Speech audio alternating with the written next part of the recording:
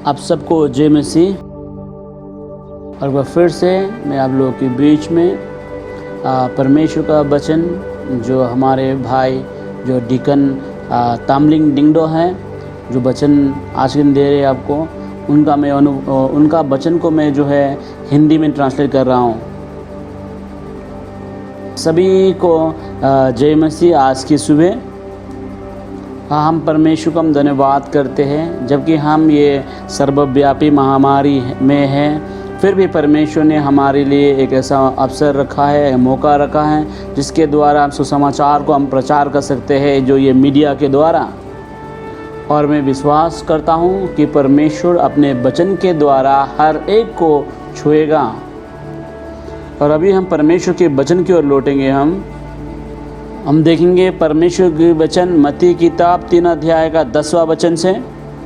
हर एक वचन को बारीकी से हम नहीं देखेंगे, कुछ महत्वपूर्ण वचनों को जिसको हम कहता है आपको समझाने के लिए कोशिश करेंगे। हम पढ़ते हैं आपके लिए मत्ती किताब 3 अध्याय का 10वां वचन। आप कुलारा पेड़ों के जड़ पर रखा हुआ है, इसलिए जो पेड़ अच्छा फल नहीं लाता वो काटा और आग में झोंका जाता है। और मत्ती किताब 7 अध्याय का 19वां वचन में कहता है, जो पेड़ अच्छा फल नहीं लाता वो काटा और आग में डाला जाता है। और आज के सुबह जो विषय में रखा है शिक्षा का, वो है कि फलदायक होना चाहिए या फल लाने वाला मसीह होना चाहिए, चाहे परिस्थिति चाहे कैसा क्यों ना हो। जो वचन मैंने अभी पढ़ा है वो वचन हमें ये बात को सिखाता है कि फल लाना कितना ज़्यादा ज़रूरी है। तो इस जगह पे हम देखते हैं फल का अर्थ क्या है। तो हमने बोला है कि चलिए हम फल का अर्थ को देखिए। उसका जवाब जो हम देखते हैं मत्ती किताब 3 अध्याय का 8वां वचन में लिखा है। और इस जगह इस वचन को हम पढ़ते इस तरह लिखा है, इसलिए मन फिराव के योग्य फल लाओ बोला गया है। और इसका अर्थ यह है कि मानो कहता हम एक निर्णय को लेते हैं, एक नए दिशा में चलते हैं। मन फिराव का एक योग्य फल लाने का अर्थ यह है, नया दिशा में चलना। और जो शिक्षा का विषय यह है कि फल लाना है हमें, चाहे जो मर्जी क्यों ना हो जाए। चलिए मेरे साथ हम देखेंगे लूका किताब 13 अध्याय के कुछ वचनों को हम देखेंगे। सारा के सारा तो नहीं, बल्कि हम कुछ महत्वपूर्ण वचनों को जो आपको समझाना चाहते हैं उसी को हम इस्तेमाल करेंगे। लूका किताब 13 अध्याय का 6 से लेकर आगे हम पढ़ेंगे। और इसका जो कहता है दुष्टांत का जो है टाइटल इस तरह से अंजीर के पेड़ के विषय में बोला गया है। फिर उसने ये दुष्टांत भी कहा, किसी अंगूर की बारी में एक अंजीर का पेड़ लगा हुआ था। वो उसमें फल ढूंढने आया परंतु ना पाया। तब उसने बारी की रखवाली से कहा, देख 3 वर्ष से मैं इस अंजीर के पेड़ में फल ढूंढने आता हूँ परंतु नहीं पाता। इसे काट डाल कि ये भूमि को भी क्यों रोके रहे। उसने उनको उत्तर दिया, हे स्वामी, इस वर्ष और रहने दे कि मैं इसके चारों ओर खोद कर खाद डालूं। यदि आगे को फले तो भला, नहीं तो उसे काट डाल। और इस जगह पे जो अंजीर का पेड़ जो है विश्वासियों को दर्शाता है। और जगह हम क्या देखते हैं, ये अंजीर के पेड़ में जो है अंगूर नहीं लगा। तो इसी कारण नहीं लगने के कारण जो क्या है, स्वामी जो है उसका लाख का बारी का जो मालिक है वो आकर ढूंढता है। 3 वर्ष में आकर ढूंढता, उसमें नहीं पाता। तो अंत में कहता है इसको काट डालना ही बेहतर है। तो इसमें इसी तरह से बहुत सारा मसीह लोग, परमेश्वर के संतान लोगों के जीवन में ये फल परमेश्वर चाहता है, फल को ढूंढता है। तो हम क्या देखते हैं कि आज के समय में ऐसा ज़्यादातर संख्या में विश्वासी लोग जो हैं इसी तरह से हैं। ऐसे बहुत सारे मसीह लोग हैं। यीशु मसीह को उद्धारकर्ता के रूप में अपनाया है, काफ़ी साल हो गया है, फिर भी अपने जीवन में किसी प्रकार का फल ला नहीं पाते हैं और जीवन को मानो इसी तरह से लेके चल रहे हैं बस। इस जगह पे हम क्या देखते हैं, दाख के बारी का जो स्वामी है आकर फल ढूंढता है। जब नहीं 3 साल लगातार वो आता है, फल ढूंढता है, फल नहीं पाता हो, अंत में वो कहता है कि इसको काट डालना ही अच्छा है बोल के। तो हम क्या देखते हैं कि हमें इसलिए लाया गया है, प्रभु ने चुना है, प्रभु ने रखा है ताकि हमारे जीवन में फल लगे। तो फल लाना बहुत ज़्यादा ज़रूरी है, क्योंकि अगर मानो अगर हम फल को नहीं लाते, ये हो सकता है कि हमें जो कहते फेंक दिया जाए, नरक की आग में फेंक दिया जाए अगर फल नहीं लगता है। चलिए इस समय हम देखते हैं कि कौन से चीज़ें हैं या क्या कारण है कि मसीह होने पर भी हम कोई फल नहीं ला पाते अपने जीवन में। हाँ, ऐसे बहुत सारे कारण हो सकता है अगर हम परमेश्वर के वचन को हम देखें, लेकिन बहुत सारे कारण में से कुछ कारण आज हम देखना चाहते हैं। अगर हम देखते हैं मत्ती किताब 13 अध्याय का 22वां वचन में और लूका किताब में बताया गया है क्या कारण है जो मसीह लोग फल नहीं ला पाते अपने जीवन में, मसीह जीवन में। और मैं सभी विश्वासियों से, जो लोग देखते हैं, सब जो सुनते हैं, मैं सभी से कहना चाहता हूँ आप अपने बाइबलों को पढ़ लीजिए, बाइबलों को पढ़ा कीजिए। जबकि हाँ, हमने केवल कुछ महत्वपूर्ण पॉइंट जो मैं आज के दिन समझाना चाहता उसी पॉइंट को मैंने लिया है। अगर हम देखते हैं मत्ती किताब 13 अध्याय का 22वां पद से आगे, और मैं कहता है बोने वाले के विषय में बोला गया है, दृष्टांत के बीच में जो बीज बोया गया है। और ऐसा बोला गया जो झाड़ियों में बोया गया वो ये है जो वचन को सुनता है पर इस संसार की चिंता और धन की धोखा वचन को दबा देता है और वह फल नहीं लाता है। तो इस जगह हम देखते हैं कि वो इस जगत की अभिलाषा, हाँ, और इसके बाद में जगत की चिंता, बहुत सारे कारणों के कारण जो है वो जो फल नहीं ला पाता अपने जीवन में। और हम देखते हैं लूका किताब है ना, लोग जो उसको अच्छी तरह से बोला है, हम देखते हैं लूका किताब में ऐसा से बोला, लूका जो है अच्छी तरह समझाया है कि जगत की चिंता, शरीर की अभिलाषा और संहा और सुख विलास के कारण, जो सुख विलास को ढूंढते उन चीज़ों के कारण जो है हाँ विश्वासी जो है फल नहीं ला पाया है अपने जीवन में। और हम देखते हैं लूका किताब 8 का 14 में, जो झाड़ियों में गिरा ये वो है जो सुनते हैं पर आगे चलकर चिंता और धन और जीवन के सुख विलास में फंस जाते हैं और उनका फल नहीं पकता। तो हम देखते हैं क्या कारण है जो मसीह होने पर भी फल नहीं ला पाता। तो जैसे पहला जो है कहता है कि वो चिंता है ना, चिंता हम बोल सकते हैं। और चिंता के कारण जो है लोग जो है फल नहीं ला पाते, पहला कारण। और दूसरा जो है व्याकुलता, और तीसरा धन का लालच या धन की चाहत होना, चौथा जो है जीवन की अभिलाषा है। तो हम देखते हैं कोई भी विश्वासी क्या कारण है जो जीवन में फल नहीं ला पाता। पहला कारण चिंता है, दूसरा कारण व्याकुलता है, और तीसरा जो है धन का लालच, और चौथा जो है जीवन की अभिलाषा है। तो ये क्या व्याकुलता जो है मानो ऐसा चीज़ है, मानो लोग जो कहता है बहुत ज़्यादा चिंतित हो जाते हैं, व्याकुल हो जाता किसी चीज़ को लेकर सोचकर। पहला पॉइंट जो है कहते चिंता के बीच में, चिंता वो होता है लोग जो है कहता है किसी चीज़ को अगर वो चिंता में रहता है तो नींद हराम हो जाता है, सो नहीं पाता, मन में अशांति रहता है। और इस प्रकार से कोई भी इंसान अगर अपने जीवन में अनुभव किया हो, हाँ, और उससे पूछो बता सकता है कितना ज़्यादा वो दर्दनाक है, कितना ज़्यादा वो हाँ कहता है कि तकलीफ़ देता है वो इस तरह का चिंता जो है, ठीक है। और अभी दूसरा पॉइंट ये है व्याकुलता। हाँ, व्याकुल हो जाना, या कहता है कि हम दिशाहीन हो जाता, व्याकुलता में आकर हम दिशाहीन हो जाते हैं। जब हम कहता है व्याकुल हो जाते हैं, जो हमारा मंजिल, जो हमारा लक्ष्य है, वो लक्ष्य जो है कहता है हमें लक्ष्य से हम हट जाते या भटक जाते हैं। ये मानो ऐसा कोई भी चीज़ जो आपको लक्ष्य से दूर कर देता है या आपको तो लक्ष्य से हटा देता है, वो जो है व्याकुलता है, बोल सकते हैं हम। हाँ, ये नहीं कि वो गलत है, मानो से उसको समझने के जैसे कि एक उदाहरण देना चाहता हूँ। परिवार में, जैसे परिवार में पत्नी, बच्चे या परिवार के लोग हैं, तो मानो कि वो जो है कभी जो है मानो कि हम उससे कहता है दिशाहीन हो जाते हैं, या कहता है हमारा लक्ष्य जो हम पीछा कर रहे हैं और लक्ष्य जो हम पीछा नहीं कर पाते, कुछ कारणों के कुछ वजह हो सकता है उसका। हाँ, और तीसरा पॉइंट को हम देखते हैं जो कहता है कि धन या धनी होना या पैसा होना वो कोई गलत बात नहीं है, लेकिन पौलुस ये कहता है कि धन का लालच जो है कहता है कि हर एक बुराई का जड़ है। वो कैसा, तो उसको हम देखते हैं अभी हम।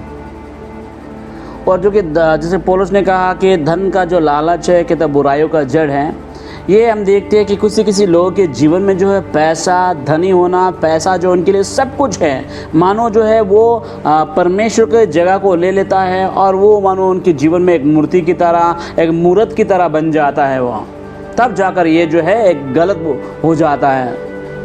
और जब कभी लोग इस तरह से हो जाते हैं तब वो कभी भी मसीह जीवन में फल को ला नहीं पाते हैं।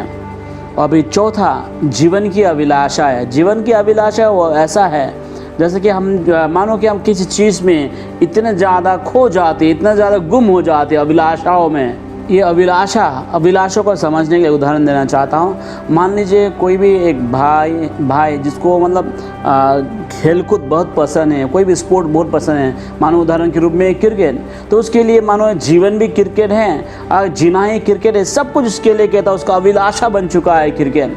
अगर वो भाई अगर मसीह में है फिर तो क्या है, वो जो है उसके लिए वो अभिलाषा जो है कहता है एक रुकावट के कारण बन जाएगा। परमेश्वर के राज्य में फल को लाने के लिए वो फल नहीं ला पाएगा वो।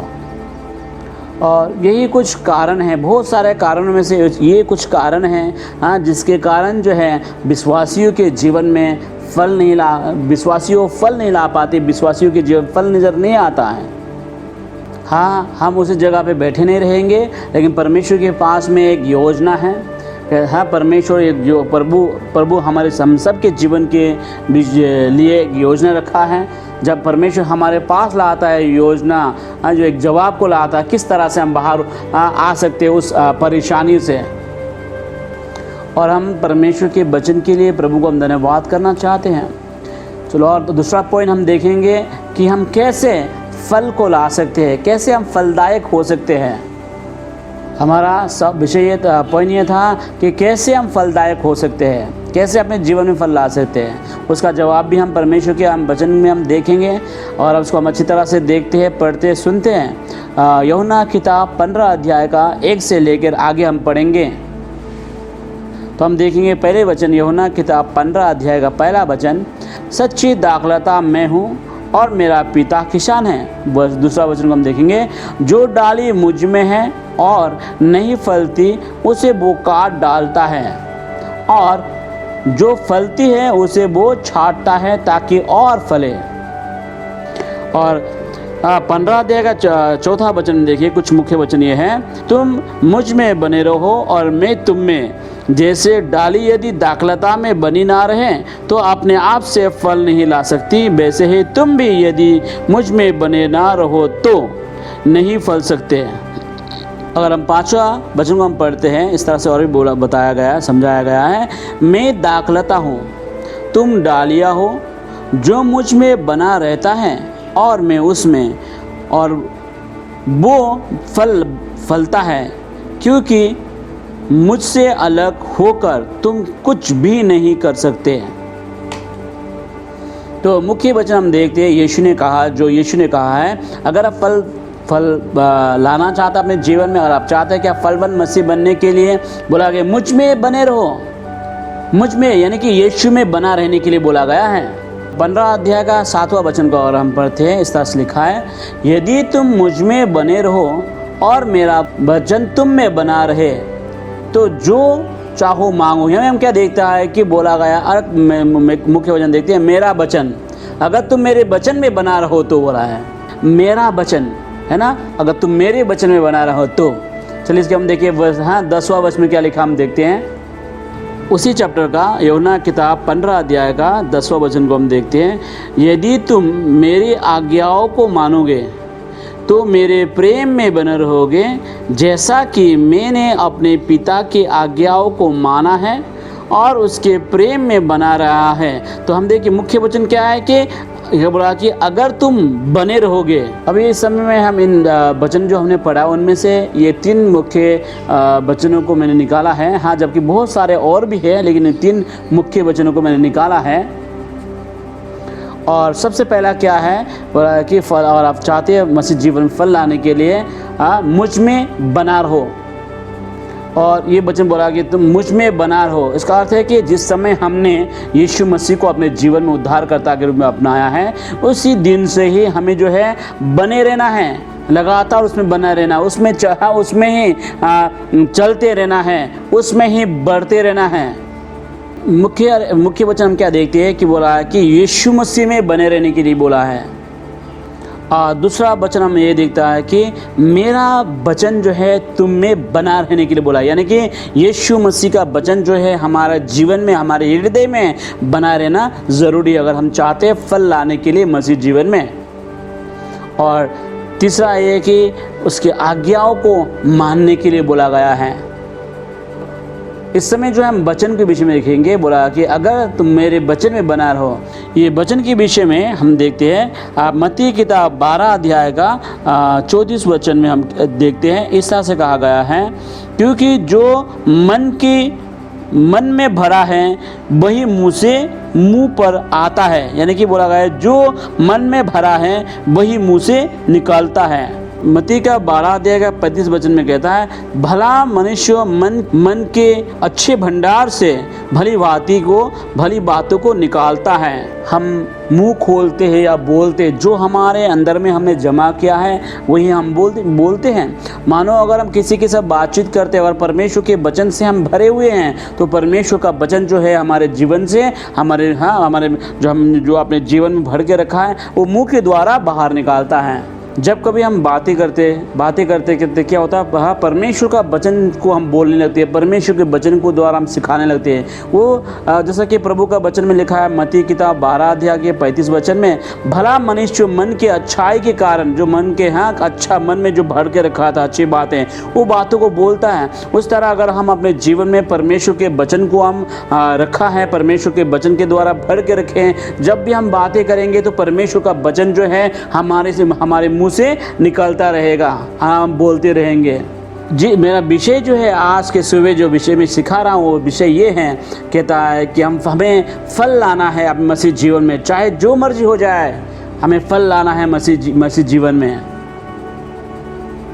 तो ये कि चाहे हम जहाँ भी रहें, किसी भी जगह पे क्यों ना हो, हम और हम परमेश्वर की संतान हैं, चाहे हम कहता है इस महामारी के बीच में हैं या हम ऐसे संकट में हैं या ऐसी जगहों में हम रहते हैं, कोई फ़र्क नहीं पड़ता। अगर परमेश्वर के वचन के द्वारा अगर अपने जीवन में आप भर चुके हैं, परमेश्वर का वचन आपके जीवन में बसाया हुआ है, तो आप जो भी इंसान से आप बातें करेंगे, जो मानो वो परेशानी में हैं, जो निराशा है, जो हताश है, इस प्रकार के लोगों के जीवन में आप जो मानो एक परमेश्वर के वचन के द्वारा जो है आप काम कर पाओगे और उसके जीवन में परमेश्वर का वचन काम करने लगेगा, क्योंकि आप परमेश्वर के वचन से भरे हुए हैं। इसी कारण परमेश्वर का वचन जो है कहता चमत्कार करेगा। परमेश्वर का वचन जो है अनोखा काम वो करेगा। जो लोग निराशा हैं, जो हताश हैं, जो बिल्कुल टूट चुके हैं, बिखर चुके हैं, उन लोगों के जीवन में परमेश्वर का वचन जब आप बोलने लगोगे, आप जो बोलोगे और उस वचन के कारण लोगों के जीवन में चमत्कार होने लगेगा। और एक परमेश्वर के जन ने इस तरह से कहा है कि इन दिनों में लोग जो है कोरोना के बीमार से जो है कम मर रहे हैं, सुसाइड करने या आत्महत्या करके लोग ज़्यादा मर रहे हैं। लोग जो हताश है, निराशा, बेचैनी, इन सारे कारणों के कारण जो लोग जो है आत्महत्या कर रहे हैं, अपने जीवन को नष्ट कर रहे हैं। तो अगर परमेश्वर के वो लोग या परमेश्वर की वो संतानें जिसके जीवन में परमेश्वर का वचन भरा हुआ है, अगर वो उन वचनों को कहते हैं उन लोगों के जीवन में, तो उनका जीवन जो है बच जाएगा, उनका जीवन में चमत्कार होगा। तो मैं ये समझता हूँ कि इन दिनों में जो है परमेश्वर का वचन जो है ज़्यादा ही संख्या में चाहिए, जितना वहाँ और सामर्थ्य के साथ परमेश्वर का वचन को प्रचार होना चाहिए, परमेश्वर का वचन को लेकर जाना ज़रूरी है। अभी और एक विषय हम देखें, मुख्य वचन जो कहता है आज्ञा का पालन करना या मेरे वचन का पालन करना। तो हम इसके विषय में हम देखेंगे और मेरे शिक्षा का आज्ञा पालन करने का अर्थ है कि उसमें उसके वचन में बना रहना। और हम देखेंगे याकूब किताब 1 अध्याय का 22वां वचन में कहता है वचन को केवल सुनने वाला नहीं बल्कि वचन को करने वाला होना है। आज्ञा पालन का अर्थ है कि जैसे कि हम केवल वचन सुनने वाला नहीं बल्कि वचन के अनुसार चलने वाला होना चाहिए, जो सुनता है और वचन के ऊपर में बना रहता है। तो हम देखते हैं यीशु मसीह ने एक दृष्टांत को बताया है कि दो मनुष्यों के विषय में, जो एक चट्टान पे घर बनाता है और एक जो कि रेत पे घर बनाता है। और जो चट्टान पर घर बनाता है उसके विषय में यीशु ये कहता है, पहले हम देखेंगे क्या बोलता है। तो हम ये इस जगह पे हम देखते हैं कि यीशु मसीह ने कहा जो चट्टान पे घर बनाता है, तुम मेरे सुनो और सुनने के बाद उसके मुताबिक करो।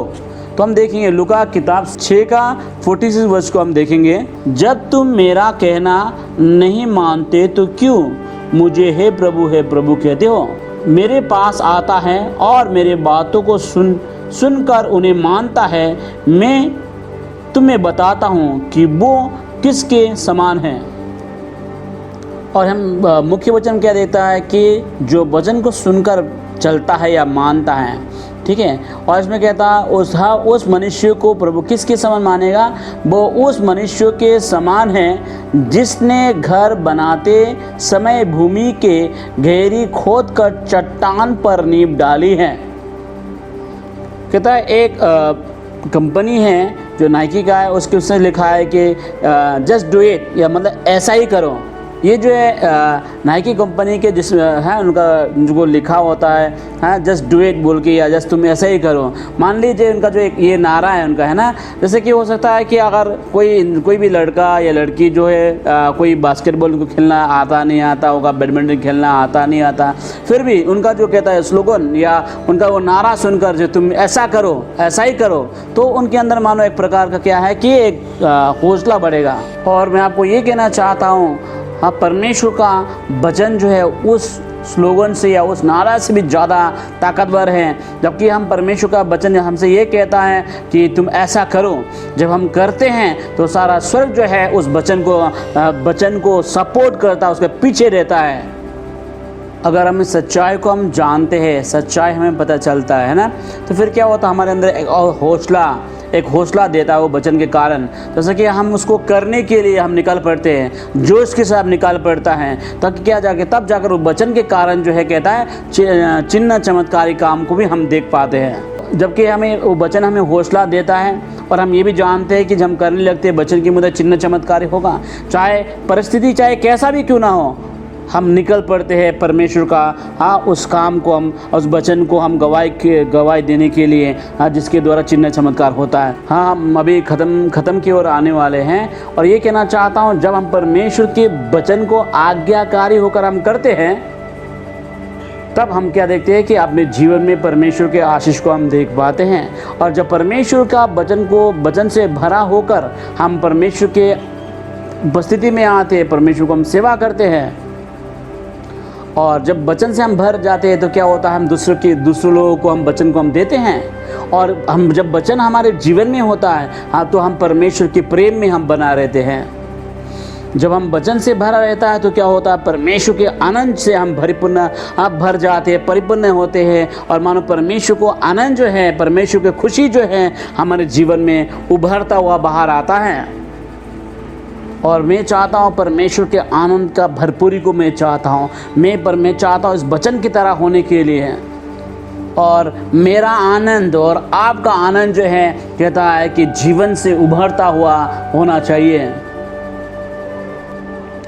कोई भी लोग जो है मसीह लोग कब और या कैसे वो जो है कहता है चमक सकता है ना। अगर परमेश्वर का आनंद इसके जीवन में नहीं है, अगर वो मानो दुखी सा रहता है ना, तो फिर वो परमेश्वर का या परमेश्वर का ज्योति या चमक कैसे बन सकता है। तो इसी कारण ज़रूरी है, अगर उसके जीवन में परमेश्वर का वचन बना हुआ है, परमेश्वर के वचन से भरा हुआ है, तो उसके जीवन में आनंद जो है उभरता रहता है। चाहे कोई भी परिस्थिति में वो इंसान जो है परमेश्वर का खुशी में वो जीवन रहता है, उसका जीवन चमकता है। और मुझे ये वचन अच्छा लगता है जो कहता है उभरता या जो कि भर कर गिर पड़ता जो है। और मुझे ये वचन अच्छा लगता है जो कहता है आनंद के विषय में बोला गया है। और मसीह जीवन जो है पूरी तरह से आनंद से भरा हुआ है। और नहीमाया इस तरह से कहता है, परमेश्वर का आनंद ही मेरा ताकत है। नहीमाया जबकि उसको वो दीवार बनाना था, उसके साथ और बहुत सारे लोगों को बुलाना था, तो उसके लिए काफ़ी बड़ा चुनौती था। फिर भी उसने कहा कि परमेश्वर का आनंद ही मेरा ताकत है। आप भी बोल सकते हैं कि परमेश्वर का आनंद ही मेरा ताकत है। हम कैसे फलदायक जीवन हो सकते हैं या फल ला सकते हैं जीवन में? हमें परमेश्वर के वचन में बना रहना ज़रूरी है। उसकी शिक्षाओं को अपने जीवन में इस्तेमाल करना या उसकी शिक्षाओं पर जीवन जीना ज़रूरी है। मसीह में बना रहना ज़रूरी है। इसी कारण जब हम संसार से या लोग से मुलाकात करेंगे, तो अगर आपके जीवन में परमेश्वर का वचन से भरा हुआ है, प्रभु का वचन आपके जीवन में है, आपके वचन आपके जीवन से बाहर निकलते रहेगा और उनके जीवन में जो है प्रकाश आता रहेगा। वचन के कारण जो है ना, जीवन, लोगों के जीवन बदलेगा, वचन कारण संसार बदलेगा। और दूसरा शब्द में हम बोल सकते हैं, जो भी हम करेंगे वो जो असरदार होगा, वो कहता फलवंत होगा। जो भी काम हम करेंगे उस काम के द्वारा भी एक अच्छा रिजल्ट होगा, एक अच्छा परिणाम आएगा। यही है, ज़रूरी है, चाहे जो हो जाए, जो मर्जी हो जाए, हमें फल लाना है मसीह जीवन में, और वचन के कारण ही हम फलदायक बन सके। अगर हम वचन में बना रहें तभी जाकर हमारा जीवन जो है आशीष के कारण बनेगा, अपने लिए और दूसरों के लिए भी।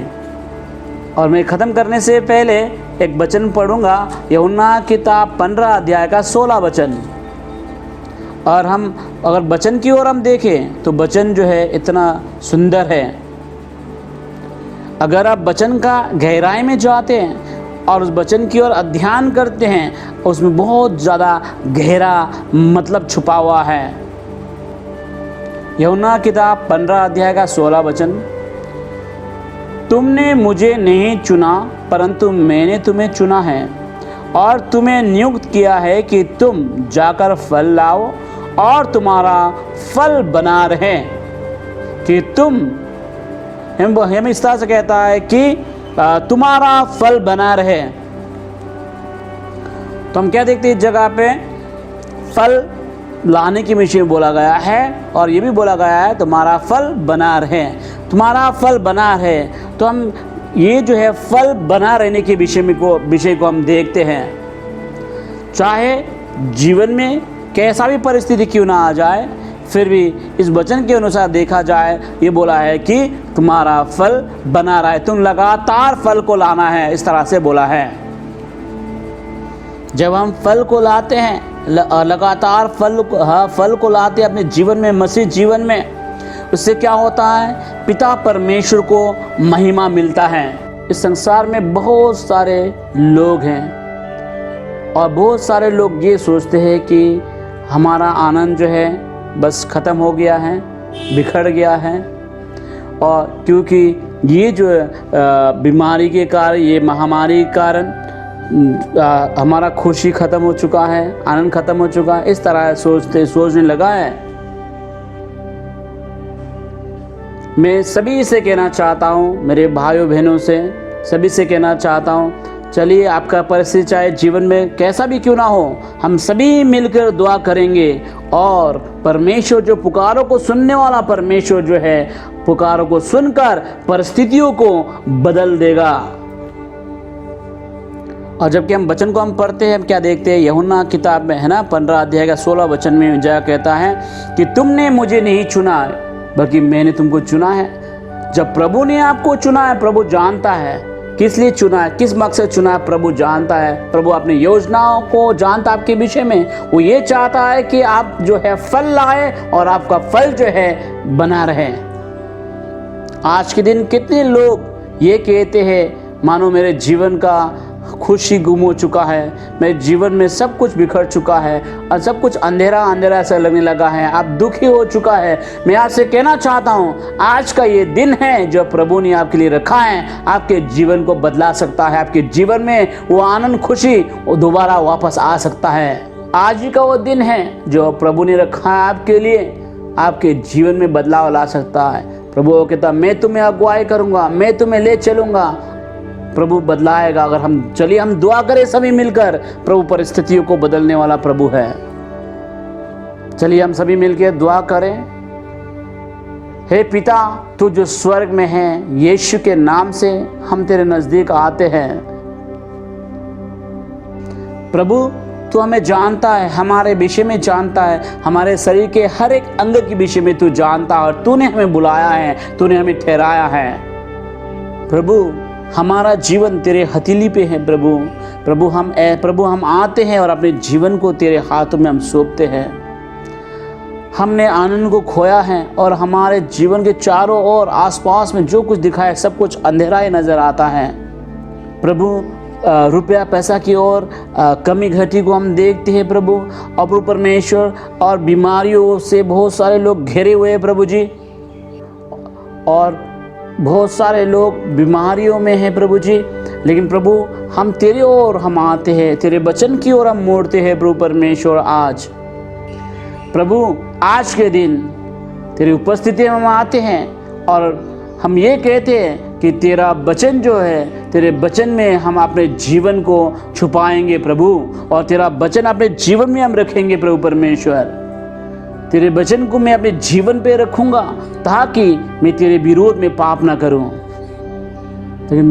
परंतु मैं अपना आनंद तुझ में ही ढूंढूंगा और तुझ पर ही बना रहूंगा प्रभु परमेश्वर। मेरा आनंद और मेरा खुशी तू ही है प्रभु परमेश्वर। प्रभु, तेरे नाम से मैं फलदायक बनूंगा, फल लाऊंगा अपने जीवन में, और मेरा खुशी के कारण तू ही होगा। मेरे जीवन में प्रेम जो है उभरता रहेगा प्रभु तेरे कारण। मैं धन्यवाद करता हूँ प्रभु तुझे।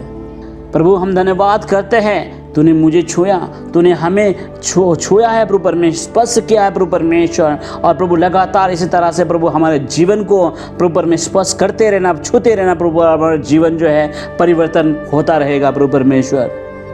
पवित्र आत्मा के द्वारा मेरी अगुवाई करना, और मैं अपने आप को तेरे हाथ में सौंपता हूँ। पवित्र पिता, पवित्र प्रभु, मैं अपने जीवन को तुझे सौंपता हूँ, और ऐसा ही होगा प्रभु तेरे वचन के जैसा तेरा वचन चाहता है। क्योंकि प्रभु तू कभी नहीं बदलता, प्रभु तू कभी नहीं बदलता। कल, आज और आने वाला कल तू कभी नहीं बदलता प्रभु। तेरा वचन जो है प्रभु परमेश्वर, प्रभु तेरा वचन बना रहेगा। हाँ प्रभु परमेश्वर, आकाश पृथ्वी टल जाएगी परंतु तेरा वचन बना रहेगा प्रभु। प्रभु, हमें सहायता करना प्रभु, हमारे कमजोरियों में हमें सहायता करना, ताकि हम अपने प्रभु तेरे वचन का आज्ञाकारी होकर प्रभु फलदायक बन सके, ताकि हम तुझे महिमा दे सके प्रभु परमेश्वर। पिता, इन सारे बातों को प्रभु यीशु मसीह के नाम से मैं मांगता हूँ पिता। हमारे उद्धारकर्ता मुक्तिदाता के नाम से प्रभु मैं दुआ करता हूँ पिता। परमेश्वर का प्रेम, यीशु मसीह का अनुग्रह और पवित्र आत्मा का सहभागिता जो है, जितने भी लोग सुनते हैं, जितने भी लोग देखते हैं प्रभु, उन सभी के साथ प्रभु बना रहे हैं। और यीशु मसीह के सामर्थ्य नाम से हम मांगते हैं, आमीन। मैं अंत में ये कहना चाहता हूँ सभी विश्वासियों से कि सुरक्षित रहें, प्रभु में बना रहें और फलवंत बने। प्रभु आप सबको आशीष करें।